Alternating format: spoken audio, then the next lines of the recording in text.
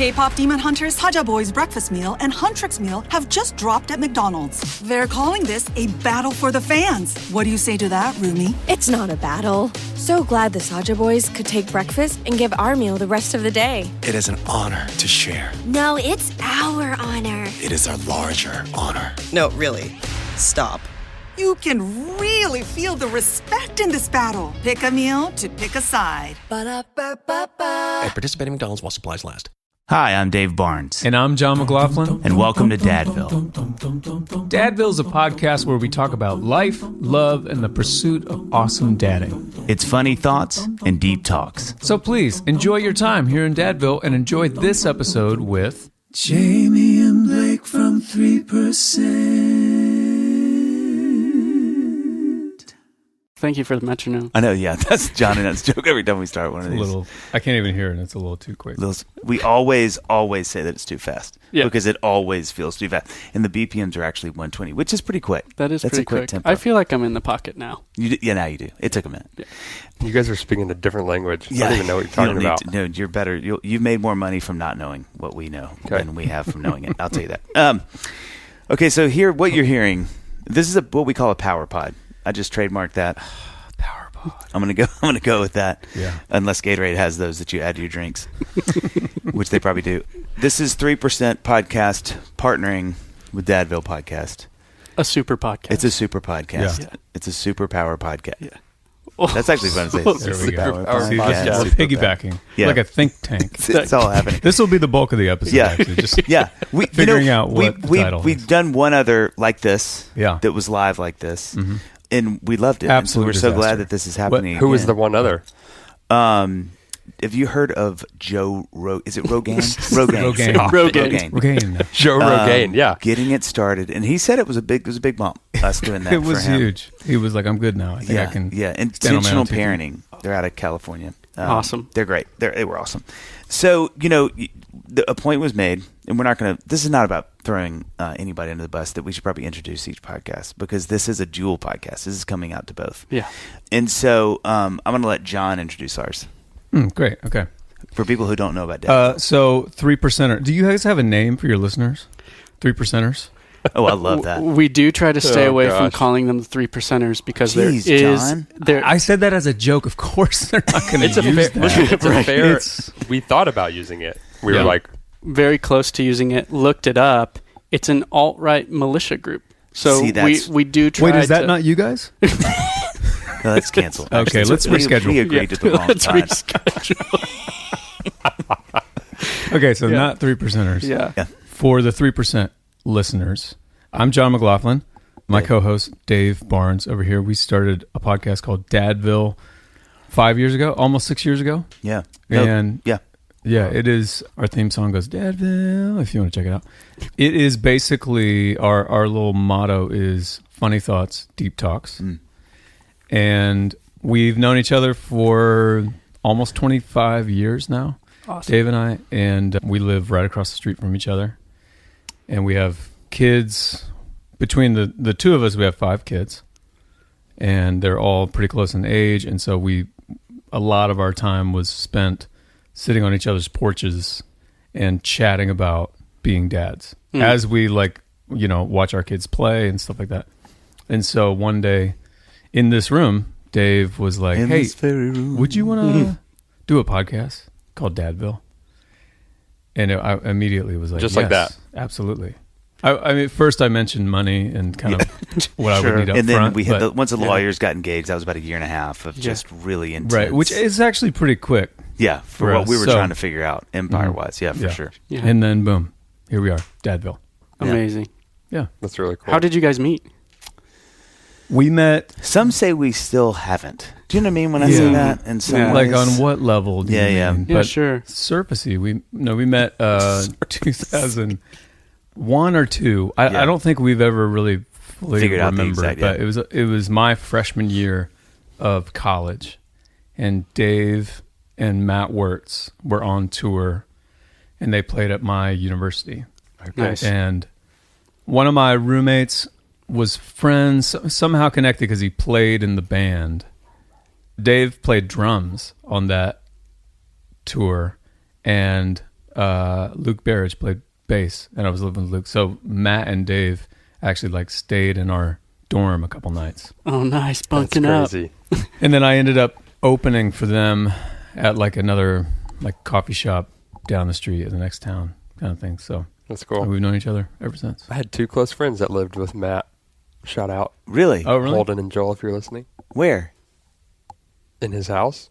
That's a trick question. That was good. You handled that well. In Nashville? Yeah. Oh yeah. One of these streets. All these streets are the same. Yeah. Yeah. Yes. I didn't. I thought you were hearkening back to Champagne days for some reason when he was in Illinois. No. But you mean Back when I used to drink a lot of champagne. Gosh. Yeah. The Champagne I days. should clarify that he went to University of Illinois that is in Champagne.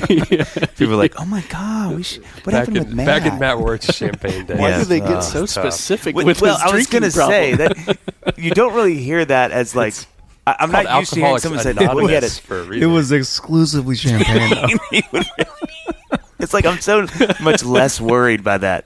Oh, he's drinking. Yeah. Oh, he'll be It's so okay. Yeah, classy, champagne. though. We want to. If you're going to go do an down, intervention, look but- great. Yeah. Look great. He while you're seems doing it. refined. Yeah. Yeah. So we've known each other a while, and then Played a lot of shows together. yeah. That's So our spiel. That's Tag. our story. Tag your. It's like the future version of us a little bit Mm-hmm. that we're looking at. Yeah. It seems We're here to warn less y'all. handsome, but Yeah. We do need to know. move across the street from each other instead of across Nashville. From That each would other. help. That's Yeah. one of the requirements we had. yeah. Yeah. So for the Dadville listeners, then We actually call ours the 3%. Percenters. Go ahead. percenters. You Yeah, do 3%. Okay. Yeah. For the 3%ers, if you're listening, I'm glad you're here. I'm starting to get uncomfortable. We're like, man, we saw a huge spike in listens this year. And all these different people are showing up at our shows. There are all these really weird signs outside. Yeah. They are passionate. They really care. I'm Blake, I'm Jamie. and we met in 12-step recovery almost a decade ago. Wow. Together. And we're both therapists now. Jamie did his stint in the music Yeah, world, music world. moving here before we ended up becoming therapists. But when we were in 12-step recovery, we were 2 of the younger guys that happened to be there at the time. And so our sponsors kind of set us up on like a blind date. Like, Oh, you guys wow. are the same age, and there's not a lot of younger guys in here. You guys should hang out.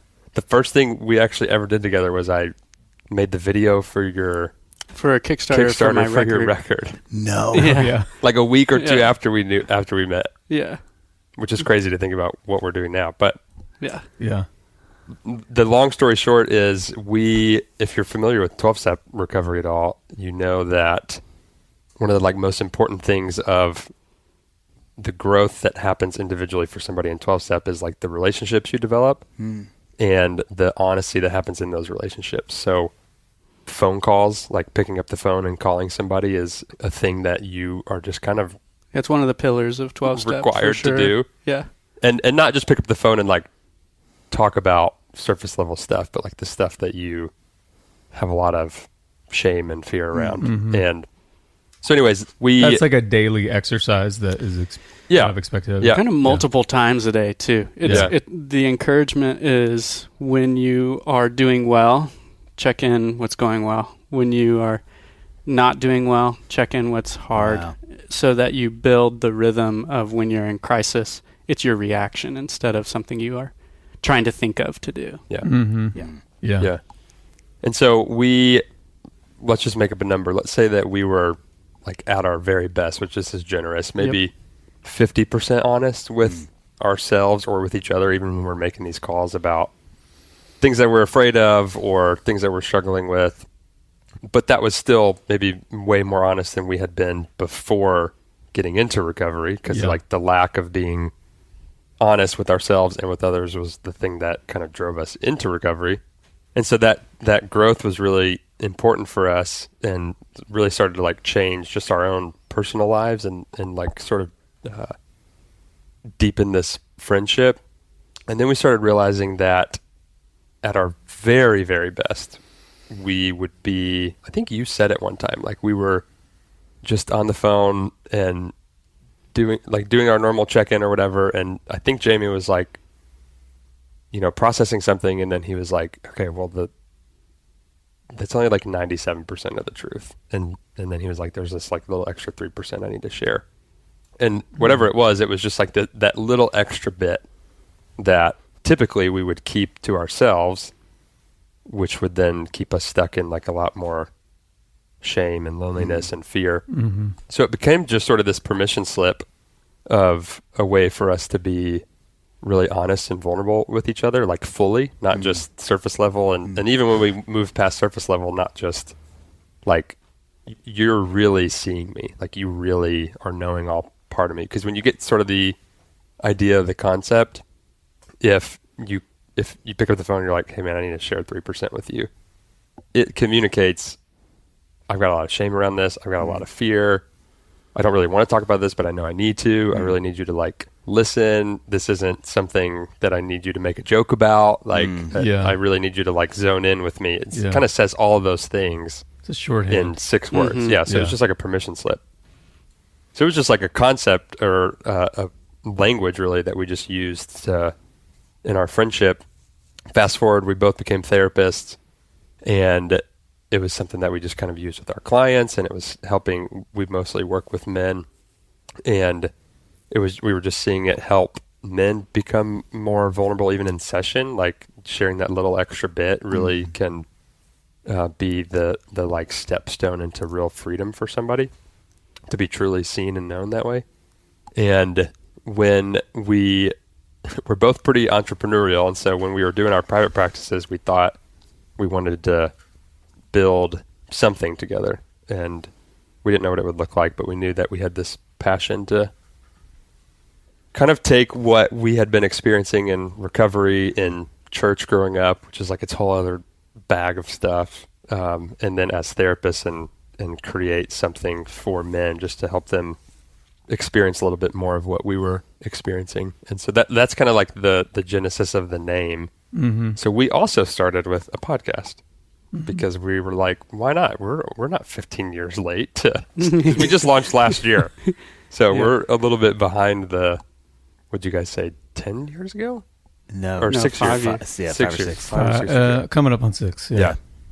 So if you could, I mean, we literally just launched our first season in March of 25. Yep. And so we're still like, what are we doing? Yeah. Yeah. What am I leaving out? Yeah. I mean, ultimately the goal of our whole community is to have conversations that help particularly men deepen their relationships with themselves, others, and God. That's that's what I meant to say. Goal. Yeah. That was good. Yeah. I love just that shorthand of like 3%. I mean, I would imagine it would be super helpful. There are obviously times where you're reaching out to a friend because you want to confide in them about something that you are feeling shame around or whatever.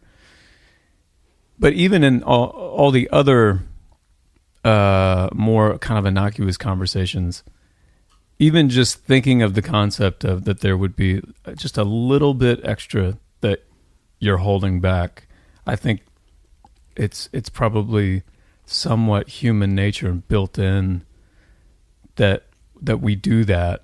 We're always on some level, as much as we try to not do this, presenting a little bit, even if I share some kind of rough news with our, Amy and my small group, I'm probably not sharing all of it. Yeah. Right. So, and especially in these kinds of relationships, just knowing that there is this thing, this 3% kind of would remind you to just kind of like scan it a little bit before you share, and make sure you share that extra bit. Yeah. Yeah. Do you guys know Gabor Mate? Mm-hmm. You heard of him? Is he on Star Wars? Yeah. Is he? I think he's in the cantina with the other. He's trying to kill Han Solo. Yeah, I think so. Yeah. He talks about how children have this tragedy that they have to choose between growing up, which is between attachment and authenticity. Wow. So attachment being like the attachment we have to have with our caregivers to survive, because we're the only creatures that are dependent on the relationship with our caregivers more than any other more than any other mammal for the longest period of time. And he goes on, it's brilliant the way he phrases it, but he essentially says, like, what we need is to be able to be our authentic selves. So, like, you could say 100% you with your feelings, your emotions, your desires, and still have the secure attachment with your parent or with your primary caregiver. Mm-hmm. But he says what happens so often, unintentionally in most cases, is children have to choose between those two, and we're always going to choose the attachment because we need that to survive, and we'll reject our authenticity or reject the vulnerable parts of us because our parents may not be able to handle it for whatever various reasons, because of their own unaddressed issues. And so then and we see this as therapists, like, we just grow up and move through the world learning how to attach to people while rejecting our authenticity or rejecting curating it. And so we don't a lot of us don't have the experience of being able to share our 3% and it feels safe.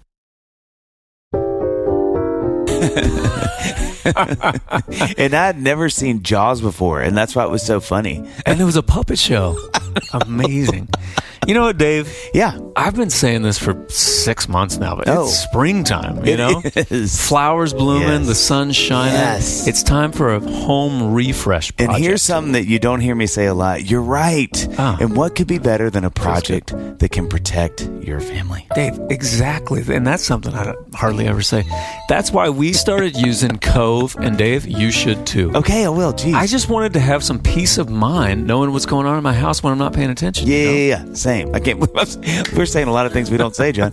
Cove is a DIY home security system. It's simple, affordable, and you can set it up in less than 30 minutes. That's half an hour, John, if you don't do math well. If something shows up or there's movement, you get a notification and can check it instantly. You know what? I love that feature. Yeah. It helps us track when packages are delivered, where our kids are, when people are arriving at the house, when someone's trying to break in. We can watch them. When I'm grabbing that Amazon thing you didn't know I was going to grab, John. Whoopsie.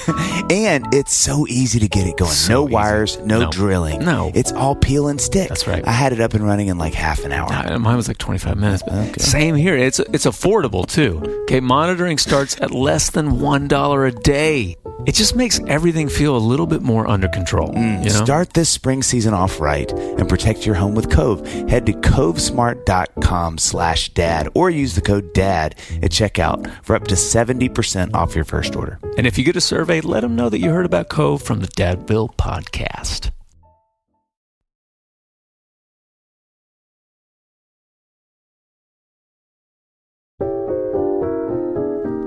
No, you can't. I'm pretty sure if in a tickle fight, that's how the rules work. So you can't change them. Yeah, and that's how I thought it worked for most of my life, and I had to rethink it. And speaking of rethinking, this time of year always makes me rethink what's in my closet. So good. Okay, I'm trying to keep fewer things, but better things. Like pieces that are well made, easy to wear. I don't want something that's difficult to wear. Day. You need something for everyday wear. That's why I keep coming back to Quince. The fabrics feel elevated. You know how I like elevation. You do. And the fits are thoughtful, and the pricing actually makes sense, too. John, we can't quit Quince. No, won't do it. And that's a free tagline from them as being a sponsor to us. We give back, John. We give back. Quince makes high-quality, everyday essentials using premium materials like 100% European linen and their insanely soft flow knit activewear. So soft, it's insane. It's great. You run faster. You don't run faster. The men's linen pants and shirts are lightweight, breathable, and comfortable. The perfect layer for spring. Listen, I'll tell you what, Dave. Please. Their linen pants have become my go-to, and that's with a number 2, just to kind of make it edgy. Okay. They're breathable, comfortable, and look more polished than I expected. Yeah. And the price? Yeah. Way less than I thought quality linen would cost. You're going to laugh Dave. at the price, guys. I don't you'll think they're crack going to up. stay afloat, this company. They're giving away. They're just giving away their merchandise. Get it quick. It is. Now, I'm going to tell you about it right now so you can go get it. The Flow Knit Activewear is awesome too. Moisture wicking, anti-odor, and soft enough that you want to wear it every day. If that's not crazy enough, what's crazier is how much money you're going to save. You'll be annoyed at how much money You'll buy have. new properties. Yeah. Their prices are 50 to 60% less than similar brands. Quince works directly with ethical factories and cuts out the middleman, so you're paying for quality, not brand markup. Everything is designed to last. Refresh your wardrobe with Quince. Go to quince.com/Dadville for free shipping and 365-day returns. That's a full calendar year. Would you let me finish, John? I'm so excited. Everybody's clawing. They want the information. Now available in Canada too, okay? So go to QUINCE.com/Dadville for free shipping and 365-day returns. That's a full calendar year. Quince.com/Dadville. Watch what I do here. Yeah. So when we think about dads, which you guys are doing in the therapy space, how do you guys, when you guys are meeting with clients or even in y'all's life? I'm curious because we talk about this on Dadville some, but like, what does it look like as dads? So like, let's assume 20s, 30s, whatever, 40s, where we are. How do you navigate friendships in vulnerable ways when, that I think that phrase is so true that you can't make old friends, that like, and because I think one of the things that's so, I've felt like I am an extreme extrovert. I love people. Like I can't have enough people. I love it. But even in growing up, that was kind of one of my things. I just always had a lot of friends, and I still feel that way. But man, I can feel like it is winnowed down so much in my 30s, late 30s and 40s, especially being a dad. My time is so spoken for, and so it's like my son just started a new school last year, and I'm so proud because there's like one guy I've gotten to be really good friends with, and I'm like, I'm doing it. It's still but it's just hard. And so how do you guys, when y'all are thinking of your own lives and with the clients y'all are meeting with, how do y'all advise men that are in that season to navigate it well? One, with being dads, but also thinking of full vulnerability, 3%, where it's like, how do y'all do that? Like, I see what you did. Thank you. Because I think that the inherent difficulty is you do have limited time. So much of what we experience in friendships that make us close is time spent. It's memories made, it's experiences done together, and you just can't do as much of that. Yeah. So for me, the new friendships I have is really over coffee or sitting by somebody at our kids' basketball game. So it's just harder. So how do y'all advise people to navigate that? I think one of the difficult things is it is really individual. I think that gets to something I talk a lot with clients about, which is how do you know what you need? I think it's really hard for men in particular to move towards what they are feeling and not try to move around it to avoid it, especially in the busyness of being a dad. Yeah. Like it's like, oh, I'm feeling uncomfortable. I'm not even slowing down to name that. I'm going to kind of circumvent that, not noticing like what is that discomfort saying. And sometimes in that discomfort, there's the loneliness that is really pervasive with men and dads right now. And if you can notice what you need, then you can kind of look towards, Annie Downs came on our show and she said this one thing that was like, notice what brought your heart alive. What was it? Or set your heart on fire when you were 5. And like, how do you pursue the delights of your heart from then now? And like you said, your time is limited. Well, that should also mean that we should be more intentional with what is sacred and brings our heart alive. Maybe you have less relationships now, even if you're an extrovert, but those relationships become deeply intentional. And so like Blake and I don't have the opportunity to hang out in person all that much. I mean, we spend every Thursday working on this community, but the vast majority of our friendship has been over the phone. Some of that is because of how it started, but we have been friends now for almost a decade. Yep. And in that time, we probably have a cumulative number of days around like 3 or 4 months that we have not talked on the phone. Wow.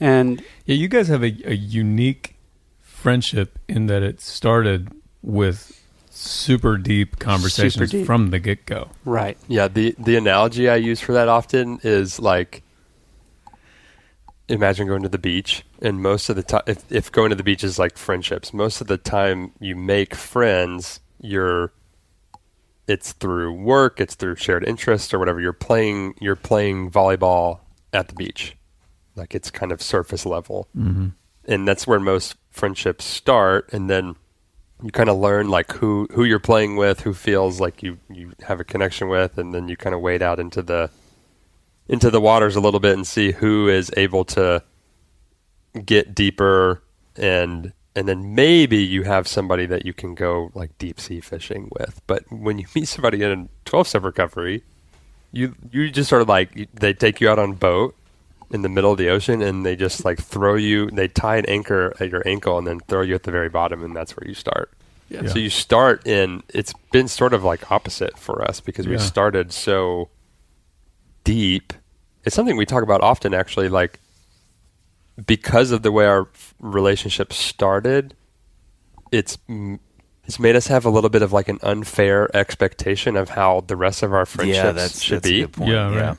And not like, you only need, there's some research around like how many people you actually need in like your innermost circle. Yeah.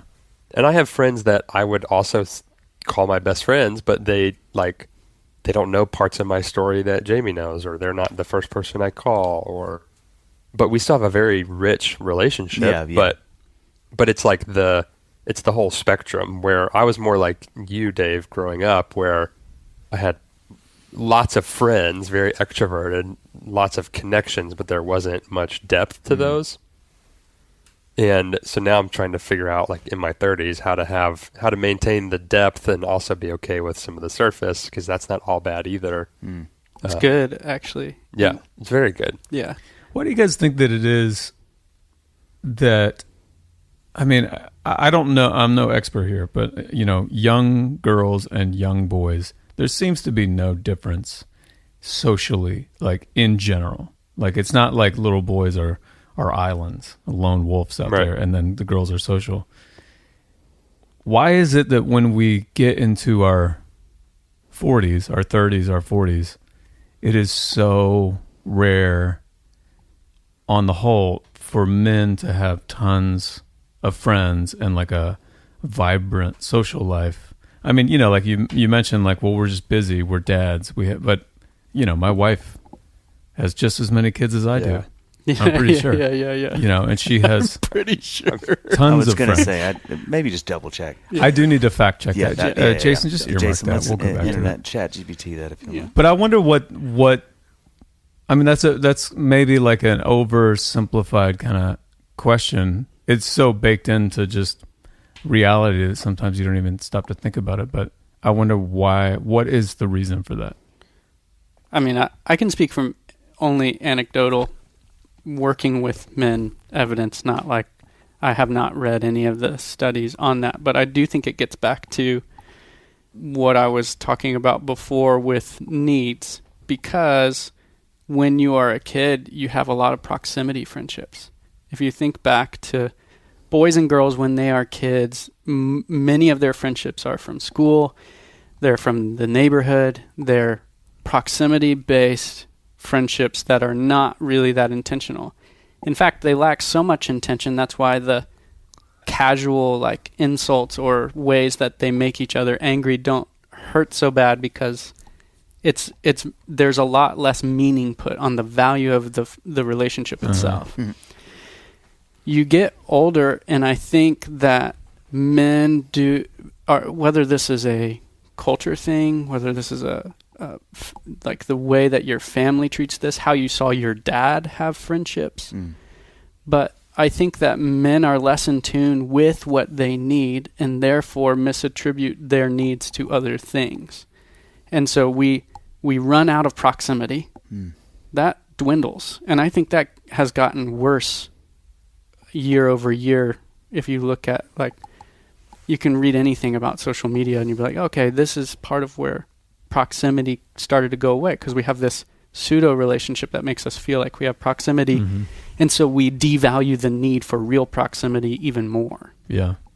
But what it requires is us as men to recognize I'm sad because I miss my friends. And then to take that and move it from the self-awareness of I'm sad to the self-regulation of I'm choosing intentionality. I'm picking up the phone and I'm calling one of my friends, because friendships don't happen to you. They did when you were a kid, but friendships as an adult are things that you choose. Yeah, and I heard somebody say it on a podcast recently, like you can't, the grass is not greener on the other side. The grass is greener where you water it. That was episode 27. I can't remember. Yeah, there was. Yeah. Me. We couldn't remember how many you had. I think it was John who said it. Gosh. Yeah. He started, I finished it. If you listen to the episode. Yeah. And so I think that's I know for me, I'll say specifically for me, I think back about my friendships when I was a kid. The vast majority of them I could walk to their house. Yeah. And now my best friend is a 35-minute drive from me. And so if I want to be intentional, I either have to find a different way, which is why we have such a phone call based relationship, and I have to make intentional space to play. Like, our phone calls set the safety for our play to be really sacred and filling when we get to have it. Yeah, that's a great way to say that. Yeah, it's funny. I remember talking to a therapist once, and he said, it was kind of a hot take by him, but he was like, I actually think women are worse friends than men are. And so I think, to your point, John, like when he said that, it really was interesting, and he really believes this really, and he has all this data that and he's a therapist, so he's like, I meet with a lot of women, and I'm telling you, I think they may be worse than men are. I think what I like that in a lot of ways, one, because I think it infers that humans are all just kind of the same in some ways. In that way, I mean, obviously we're very different as men and women, but it infers like this inherent loneliness we all deal with. And I think it's a little, I don't know what you'd call it, like 20th century or something, to kind of be like, well, women are these interconnected communities of people who are very vulnerable and know each other's needs. And then men are cavemen who get scared by the light and, and run back in. And the minute, and I remember when he said that, I was explaining that. He's like, well, I just think like women look like they're connected, but information is king. So it's not vulnerability is king. So it's like they're just trying to know like what's going on. Okay, I know that. But he's like, I don't think that means they're actually sharing their heart. They just know that's happening with them. And, they're kind of struggling with this. And they may have a divorce. And so at first you think, man, all this stuff about everything.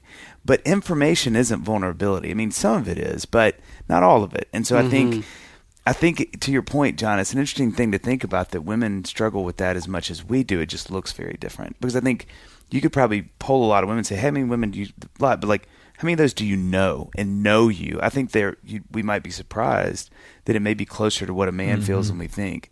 And so I think like it's kind of the great bait and switch, I think, of the time we live in, is that there's this kind of like women are so interconnected and whatever.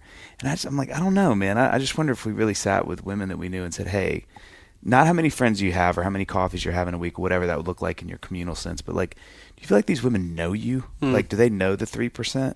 Yeah. And I don't know. I wouldn't, and some people do it really well. I mean, men and women, and that they're obviously the exceptions, but it's an interesting thing to think about because, it encourages me in a weird way because I'm like, oh, I'm not some guy that's just plodding through my life looking to the side and all these people are like, oh, we know everything about it. We're just like, but instead that I think it's an inherent problem just for humans, just to know how to connect and to not be alone. And what does that look like in connectivity? And obviously that's going to be different with men and women, but it's just as important for both. And I think both struggle with it, inherently, just to be human is to do that, And oddly enough, that's the reason why the little clip that came up in Microsoft Word that would talk to you scared me to death. Really? And that was your grandfather? Yes. His voice.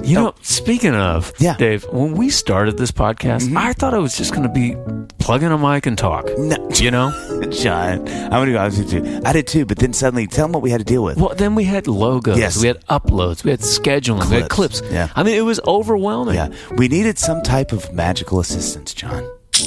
Oh, Shopify. Something like Shopify would have been amazing to have at the start. Yeah. Shopify is basically your built-in business partner, or as some people call it, business partner. Business. It powers millions of businesses. I'm so excited to say that word. I jumped ahead.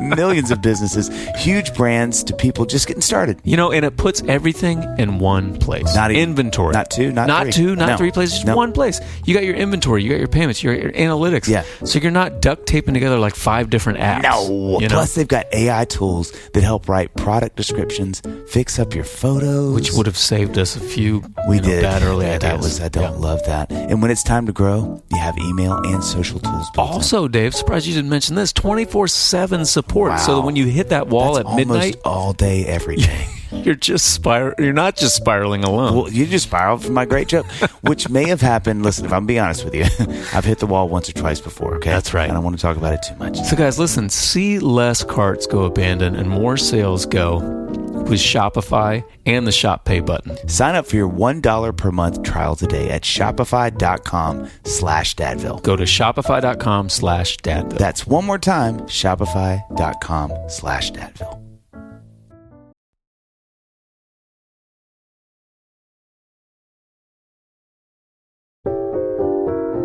Hey, Dave. Yeah. Sorry. We're both excited. Go ahead. You go first. You like to learn things, right? You know what I always say? Always be learning. ABL. So, have you heard of Time for Learning? Tell me more. Let me stop you right there and Okay. tell you what it is. It's an online curriculum that makes homeschooling flexible and engaging for families. Now, they cover everything from pre-K through 12th grade, core subjects, electives, and even classes you'd see in traditional schools. Yep.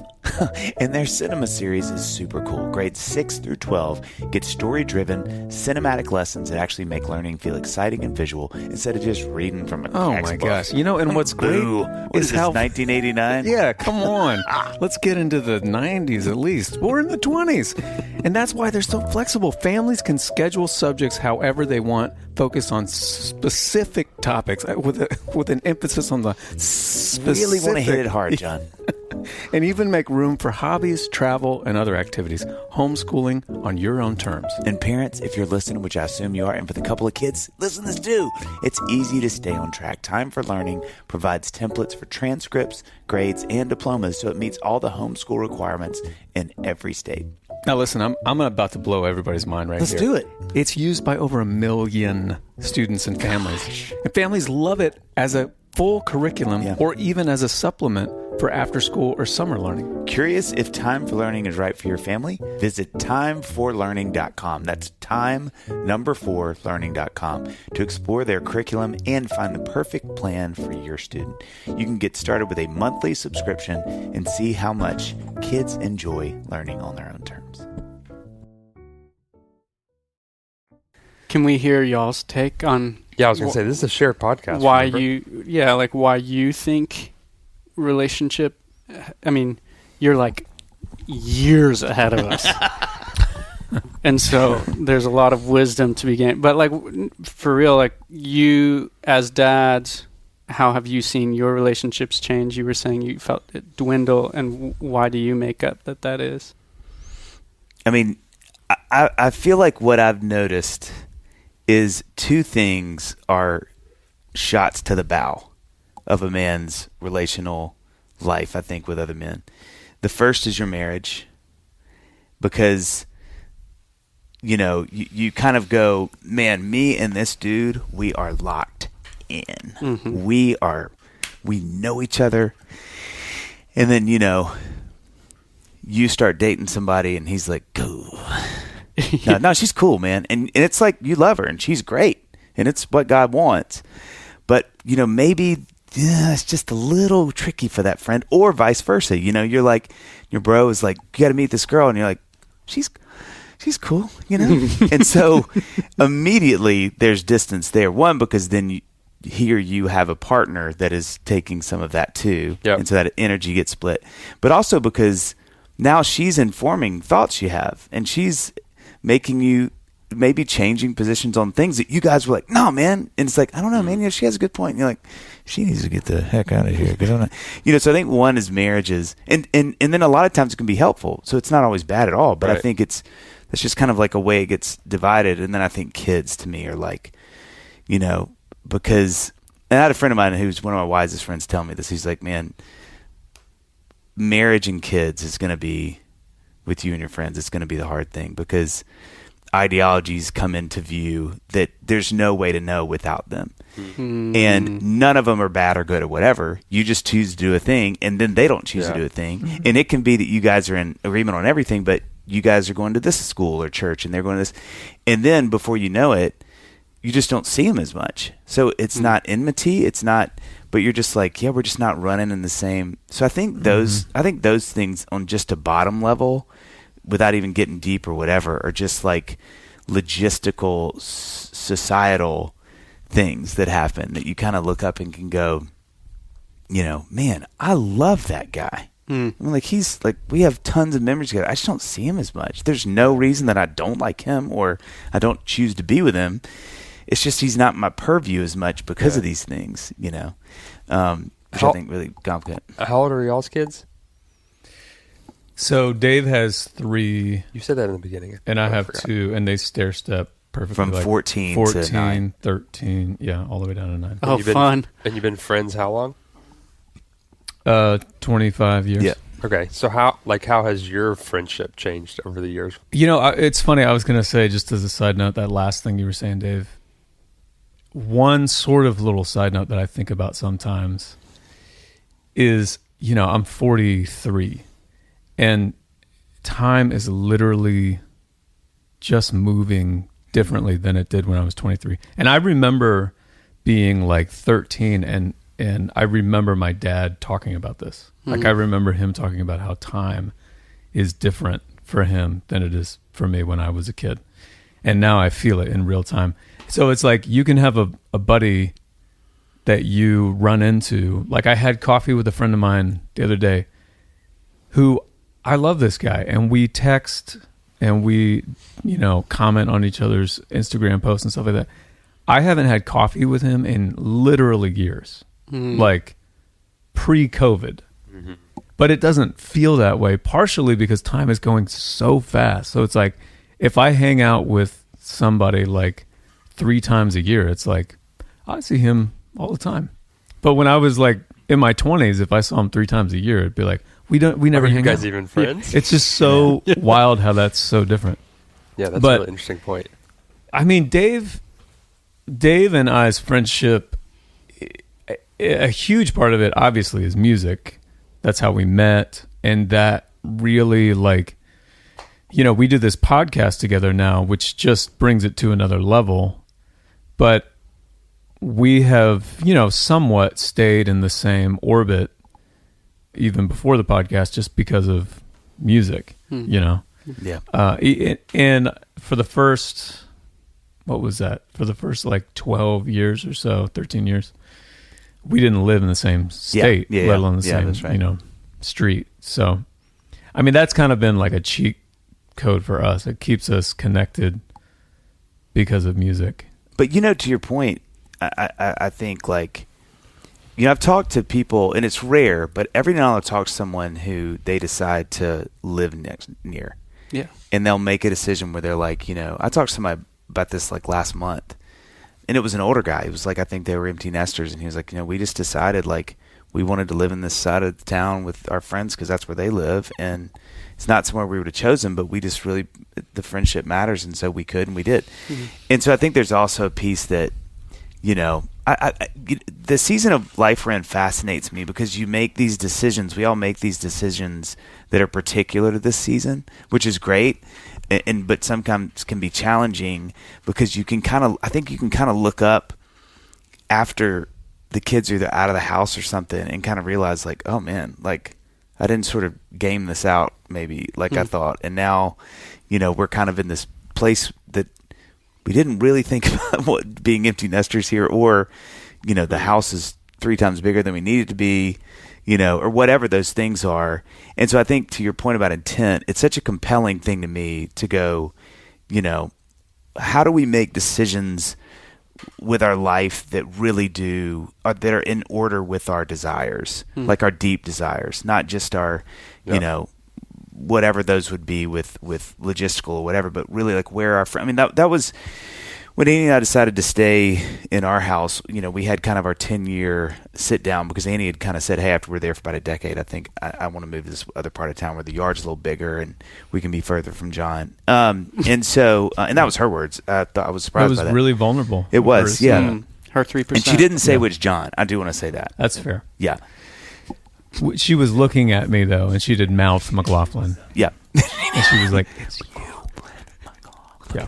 But it was funny to sit down and talk about that a couple of years ago because we kind of had our State of the Union, and we both really came to the place where we're like, look, the McLaughlins are across the street, the Candroses are up the hill. We have, there's just a lot of people who live really close. And it's not that we wanted to move anyway, but that really mattered. I think we were like, we get so much value from the time we get to see our friends, and knowing that it's just as easy that John walks outside and then I walk over there because I'm like, hey, like that is unbelievably valuable to us. Mm-hmm. And so I think it was fun to realize like, oh man, that is a compelling thing to stay where we are. Yeah. And to really know that we're in this season where people are just physically close to us and then I see them more because of that. Like I do interact with them more because of that. And so it takes one thing off the table of going another piece of intent. Mm-hmm. You're like, okay, it's that. And then we got to make sure. Mm-hmm. And then it's like, oh, that one I don't have to worry about because I'm just going to see them. So now it's about when I see them, can we have connective conversations and be, really in relationship together? It's so foundationally intentional. Yeah. That it's like you intended to create proximity. Yeah. Now you don't have to be intentional to create that with regularity, right? Because that already happens. Right. That's so great. Right. How do you guys try to, when you think of men that are struggling with loneliness, that sit and really say like, whether they know that or you can help them realize that. Mm-hmm. Where do you go from there? Like, what does it look like? What are the steps y'all give them to kind of feel integrated into relationships or to sort of help that? You're looking at me. Mm-hmm. I was just talking a bunch. I feel like. I didn't know if you were looking at me like you're like say the thing. I felt like you were like tell them that do one the thing that you do. Drop it. No, I just want to hear your thoughts. I personally think that we overcomplicate it. Wow. Sometimes, like the thing that I learned about loneliness for me that was most impactful is that it's not the absence of relationships. Wow. It's the quality of them. That's good. So like I mentioned earlier, like I had lots of friends and relationships, or even in my marriage, like I can feel lonely with my wife. Yeah. I can feel lonely with Jamie if I can like tell that he's not being fully honest with me. Like I can feel lonely with someone. And so like we are therapists in a pretty unique area of the country, and there is like a lot of my clients, not everybody, but most of my clients would say they have at least a couple peer relationships, like outside of their partner or their spouse. They have a couple relationships, be it somebody from work or again like a shared interest, somebody they pick up basketball with, or somebody they do music with, like whatever. They have the connection, and then they'll come into my office and talk about like how, or eventually explore and find out like how lonely they're feeling, and then I'll be curious with them about like who knows about this, like who else other than me are you processing this with? And it's like, well, nobody, that's why I come to you. Right. It's like, well, that's good, and this is a good place to start, but this every week or every other week is only going to do so much. Like you deserve for other people to be walking through this with you. And so like I share this story, I've shared it multiple times because I've gotten consent from this client to share it without giving away any details. I've seen this guy, this is an example, this is how I would answer your question. I've seen this guy who maybe was in his mid to late 40s. I've been working with him for a year and a half maybe, and he was in just a really rough place personally in his marriage. And he was going on this fishing trip with a bunch of his buddies from college. Every year they would go to some beautiful place in the country and go fly fishing. 12 guys. And they've done this every year since college, so for a couple decades. And he like knew about the 3% concept, and he had used it some in session, and it was starting to help him be more honest about his story.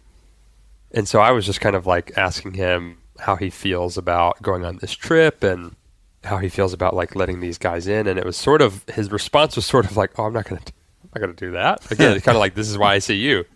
And so there was a lot of gentle encouragement for me of like, why don't you just try? Like vulnerability breeds vulnerability. It usually just takes one person. And he went on this trip, ended up getting the courage to share what was really going on with him. And to his surprise, not to mine, but to his surprise, there was like 6 or 7 other guys that opened up about stuff that they were going through. And he came back and he was like, it was the best trip that we've ever had. And we caught no fish. Wow. It was the worst fishing trip we've ever had. Yeah. But the conversations were so rich. And he was like, if I didn't share anything, I probably would have, it would have been like every other year where we would have gone and had fun and talked about, you know, sports, weather, news, and work. And then we would have left and they wouldn't have really known each other. So it kind of depends on like, again, it's a little bit individualistic, which is such a therapist answer, but if you're somebody who doesn't have the luxury of having those at least 1 or 2 peer relationships, there's like places and things that you can do to foster those. But a lot of us, I would maybe imagine that a lot of people listening do have at least 1 or 2, but there's just like a great fear of kind of going back to even the beginning when we were talking about the 3% idea, is there's just like a great fear of what will happen if I go. Like for this guy, we've never had these kind of conversations really in 20 years. So if I lead with this, like I don't have any idea how it's going to be responded. And we had to work through that. Like I wasn't telling him that it was for sure going to be great. Like you could leave and feel like really, you could feel even more lonely because you opened up your heart and it wasn't received. But I was like, there's 12 guys, and I know like the odds of somebody else is struggling. It's so crazy, is high. The stories that we tell ourselves. That like if you would frame that guy's situation, which I've been in that situation, so it's like, okay, these are your college friends. You guys have been friends for 20 plus years, so much so that you make it a point that you fly someplace every year to be together. You take time off work. And yet he felt like, well, these 12 guys who love me enough to have maintained this friendship would, if I told them X, would what? I don't know. Yeah. But that's such a common story that we tell ourselves. And it's so often with the people who love us the most. You know, like when you were talking about the Gabor Mate thing that he said, what's so tragic about that? Me thinking about my 2 daughters feeling that about me and my wife, and it's like, girls, you will, and of course we say this to them, just as my parents said this to me, you can do anything. There's nothing you could do that would change my love for you. There's nothing you could say. There's nothing you could do. You can literally tell us anything, but we just, I don't know. We don't believe it. We tell ourselves these stories. It's so tragically common, you know? I mean, John has heard me say this 1,000 billion times, but one of my favorite quotes, and I don't know who said it, but God told me years ago, was anytime we come together sharing our strengths, it breeds competition. Anytime we come together sharing our weaknesses, it breeds community. Ooh. And I think like the thing that I found years ago, and it's so encouraging, is that it became this really weird game with me then of like, if I had a friendship that I was just like, this is just not clicking, I'd be like, oh, well, I'll just share something vulnerable. And I'd be like, you know, and it was like, just like, and you know, every now and then it'd be like somebody I didn't know well, and they're like, well, sucks for you. I'm going to get out of here. And you're like, okay, well, that was, you know, I have an open wound. Well, see you later. I only hang with winners. So, or they just start giving you unsolicited advice. Oh, bro, that's six, whatever the thing is. Yeah, but what I found, and I've told people this too to encourage them, is like, you know, and it's really funny. It's like it really is. I think maybe the greatest life hack for this thing is if you find yourself in a conversation with someone you're trying to connect with, it's not just be vulnerable. And it's, I mean, 90% of the time for me, it's like they'll go, dude. And then it's like all of a sudden it's like the whole thing shifts and there's this communication that's made and it's beautiful in the connection. And so I think to your point and what you were just saying too, John, is it's so powerful. And I would also add that I think the more you do it, the more comfortable you are with it. And so, you know, where you would think it's more terrifying, but it's actually not. It's like, because I think then you really can understand that, man, I'm not weird in having this struggle. 2, it's man, it tends to really unite me to my friends. And 3, I'm less shameful for it the more I talk about it. And so it's a really cool. It really, that quote changed my life probably 20 years ago because it just sort of gave me this way to navigate that helped me connect more with people and then sometimes give them permission to connect more too. And so now, you know, and he'll grab me. I think Wirtz is maybe the greatest at this in the world. He's so gifted with this. But Annie every now and then will grab me and be like, "That feels like maybe a little too much for a dinner party." I'm like, "Okay, you know." But I think, you know, but I think that only comes from this thing of being in practice of that. And I mean, it needs to be appropriate. Lord knows that's not what I'm saying, but you know, there is this way to be in the world that is really powerful because it takes the shame away. It really does. It's like when you hear enough people relate to something, you realize like, oh, why was that so? Then I don't mind talking about that more now because I'm not the only person. The story you were telling yourself seems so ridiculous. After that. Yeah. Well, there's even a saying they have in 12-step that is, what we feel on the inside doesn't match what we see on the outside of other people. And so that's like the story we're telling ourselves. I believe that I'm the only one who feels it because I'm looking at your exterior. Which is why the loneliness thing gets harder and harder the more that social media is bigger and bigger. Because we see the curated outside of others only. And that breeds an even deeper loneliness and desire for isolation. And so, to your point, it does get easier and easier. I would be a case study in that. I was like 0% honest with people. I curated everything. But that gets at like a longer form, like my story of big trauma. Everything had to be curated to be safe. And so then coming out of that, it was like I didn't stop doing that. I just curated it differently to make other people think that I was doing well after this thing so they didn't look at me differently.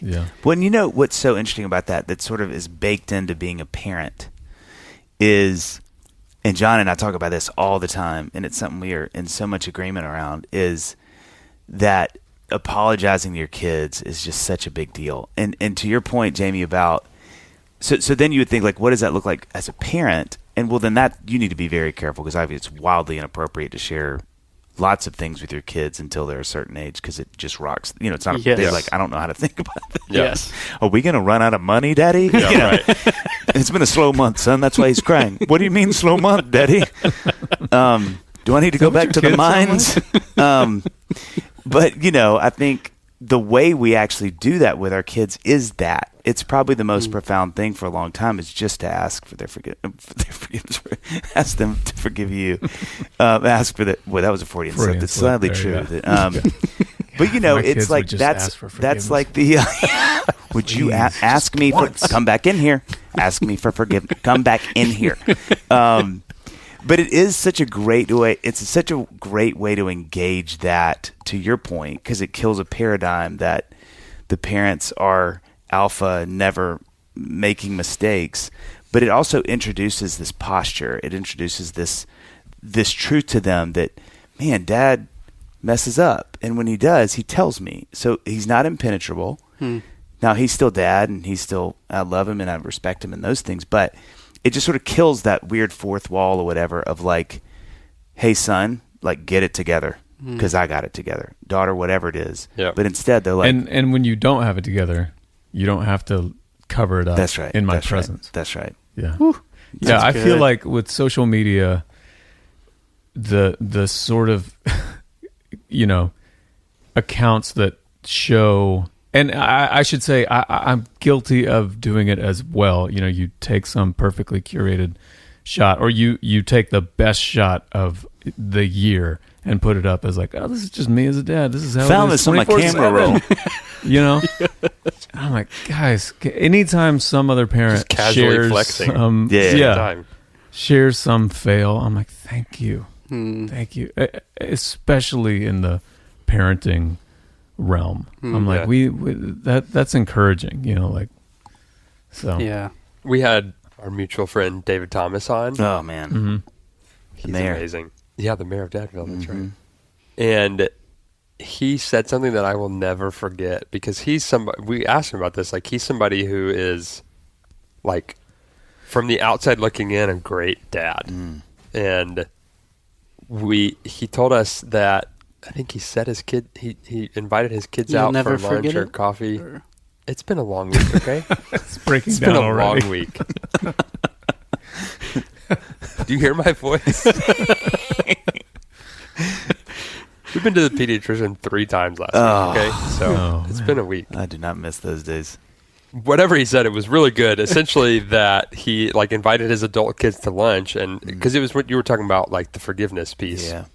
And, like, invited his kids whenever they felt ready to talk to him about what he missed. Not like what he did wrong. In their story that he still missed them. Yeah. And I was like, if either of my parents ever had done that, like, that would be such a gift. And I think one of the real potential, like, downfalls of parenting today, when we have so much information of how to, like, raise securely attached kids and be like emotionally attuned parents. Like, we have so much information of how to do that well that generations before us didn't have. The temptation is to think that we're going to, like, do it so well, and maybe we even will do it more well than generations before us, but like, to our kids it doesn't matter, because it's just their experience. That's right. So it's not in comparison to something else. Yeah, it's just theirs. They're still going to be missed, and they're still going to feel alone, and they still wouldn't trade you for anybody else. Yeah. Even if you miss them or they feel alone with you. Well, and, you know, too, I think there's different iterations of that, because I think, like, you know, you think about, like, so let's say you're 25 and a single guy, and you're like, man, I'm kind of like, I've lived, you know, 4 years out of college or whatever your experience is, but, like, I've got some road miles on me now. Hey, Dad, like, you know what I've noticed is, like, I really struggle with this thing. And he's like, oh, man, you know, like, I'm so sorry. And, you know, sorry that didn't, whatever, right? Well, then you get married. And, boy, I always tell people, this is the weirdest analogy, but I love it, so I always say it. But it's like, you know, when you get, you probably heard me say this, when you get married, it's like you bring someone into the family room, and you're like, that's the Barnes family tapestry. And they're like, whoa, what's the dragon eating the baby? And you're like, oh, that's the dragon eating baby. And they're like, why is that tree on fire and it's got puppies in it? And you're like, oh, that's the fire tree, puppy tree, fire tree. And they're like, and then you start going, why is that up there?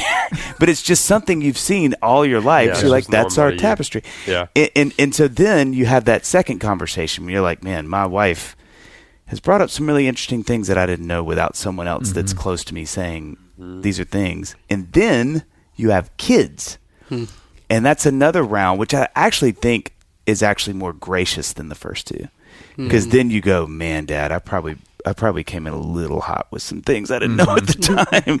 Now, having done this, you know, that wasn't quite as bad as I thought it was or whatever. And so you kind of have these, you know, Ebenezer moments in your life where you're interacting with your parents or your kids are going to interact with you. And I think it's just every time of those is a chance to then go, you know, okay, let's talk, you know, sort of more about what that looks like and to be gracious in those seasons. But you don't really ever get away from it. You know, I think that's what's so funny. Yeah.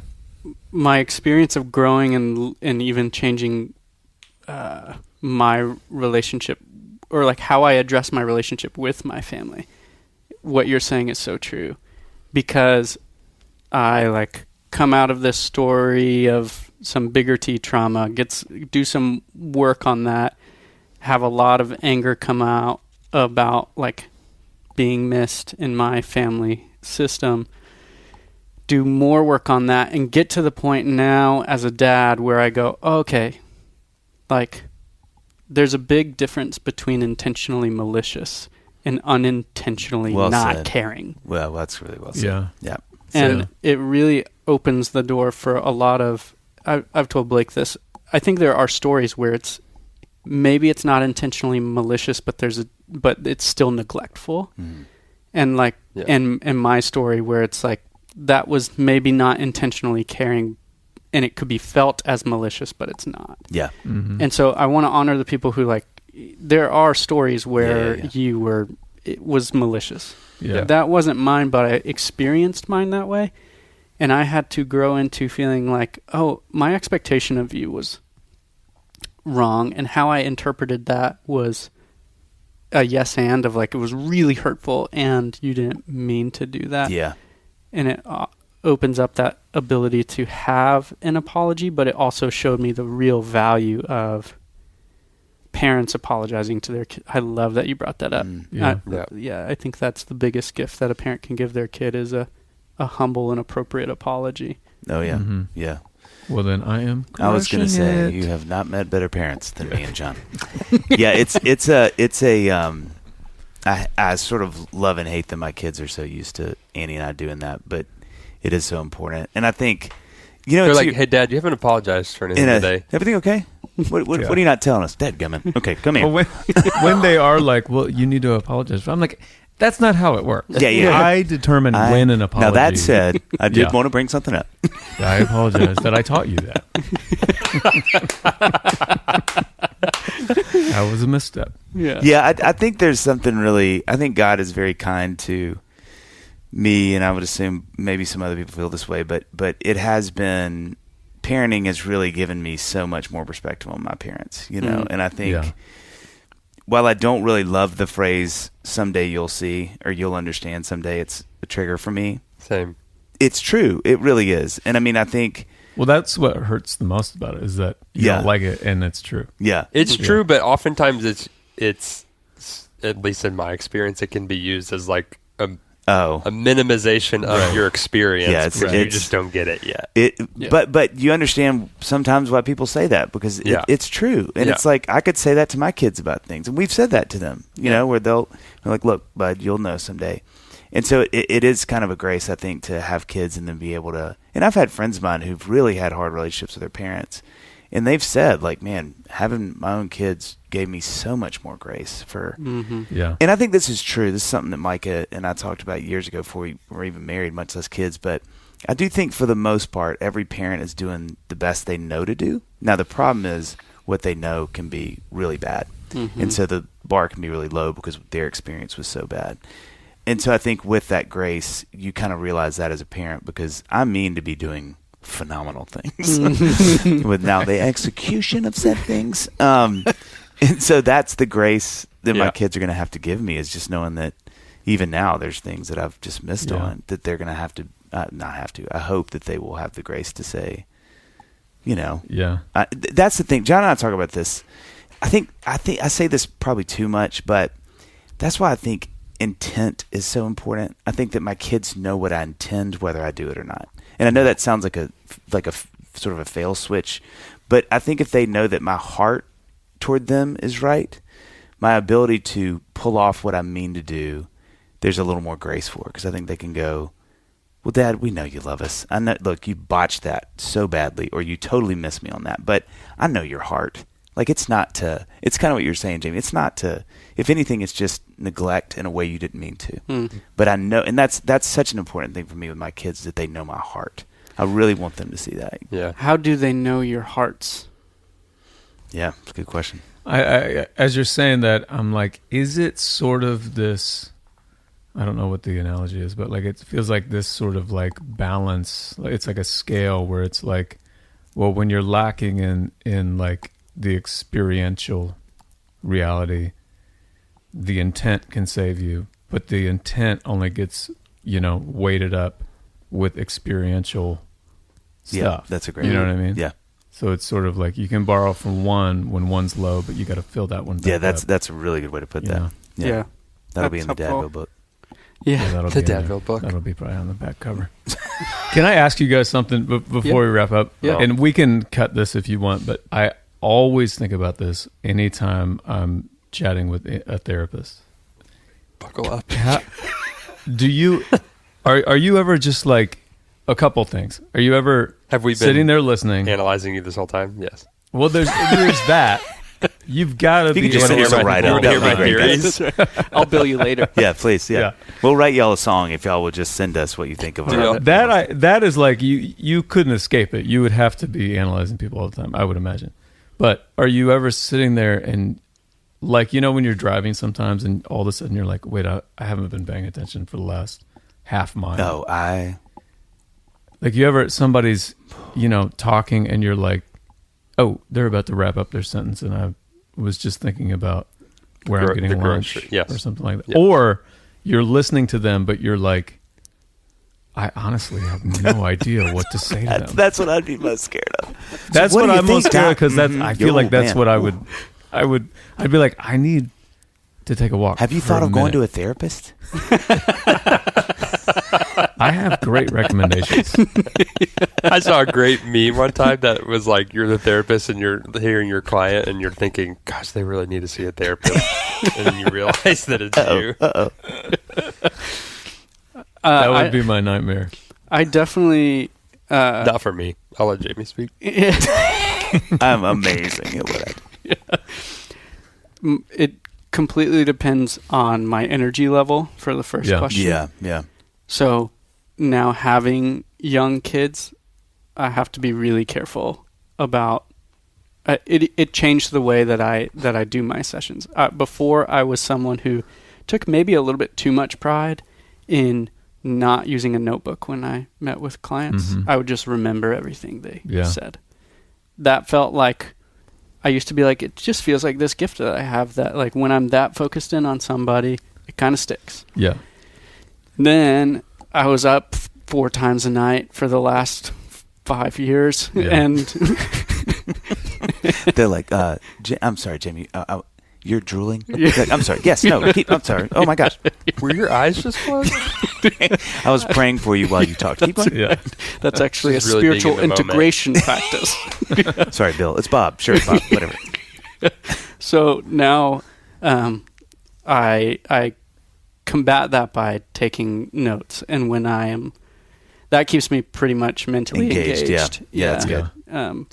And go ahead. For the second question, yes, I definitely don't know what to say at times, many times. And I wrote about this recently, actually. I think like we're seeing a lot of people rely more and more on AI as like a pseudo therapist, ChatGPT. Mm-hmm. Jeez. And there are elements of it that can be helpful, but you combine it with like the loneliness epidemic that we've been talking about. And then you combine it with this thing that is, I mean, we were listening to your dad GPT, and I think you said, you were like, it's scary how good it is and how accurate it is. I wouldn't know. I don't ever use it. Go ahead. Yeah. No. And so like people are getting these, like asking these questions about their relationship or their internal world or whatever, and getting these like really smart, pretty accurate, specific answers that are like overly affirming, not challenging. Yeah. Unless you ask it to challenge you, and then it still is like, that's so great of you to ask to be challenged. You know, it's like, yeah. There is, I'm not necessarily worried about like AI taking my job, because I think there is the imperfectness of the human relationship, even therapeutically. Like there's so much growth and change that can happen there of a situation of like, I actually don't know what to say right now. Mm-hmm. Like let's explore what that's like for both of us, rather than like getting the answer that you want every single time. Yeah. The way that my supervisor in grad school said it was that content is sexy, but it's a trap. Wow. So like every time, exactly what Blake just did is called engaging the process. And so anytime somebody is saying something and I'm thinking so much about how I can say the perfect thing in response to them, then I've gotten trapped. Yeah. It means that I'm missing that I'm getting caught in their internal dialogue or their personal drama cycle, and I actually need to draw attention to the cycle and not try to fix the content of that cycle. Mm-hmm. And so most of the time being a therapist is so much less about having the right thing to say and more about being able to continually pull back to the framing of the whole process. Wow. Yeah. That's good. It's kind of true of like social media too. The content is Oh, sexy, bro, I but was it's like, a isn't trap. that Instagram's Right. thing? Yeah. Content's Or Instagram's tagline. It's a trap. It's fascinating to me what you guys do. Yeah. It's fascinating to me Really too. fascinating. Yeah. I mean, it's unbelievably helpful. Thank y'all for hanging. Yeah, Thanks thanks for for having us. having It's so us. fun. Thanks for coming The by. super power pod. I know. Yeah. I know. It is fun. And again, do send the write-up. Don't have it be ChatGPT, by the way. I really want it to be y'all on one. Yeah, you and got don't include me. Just say John. Just kind of say what you feel like John can work on. That's great. We'll do that. Yeah. First. I've got Okay. notes.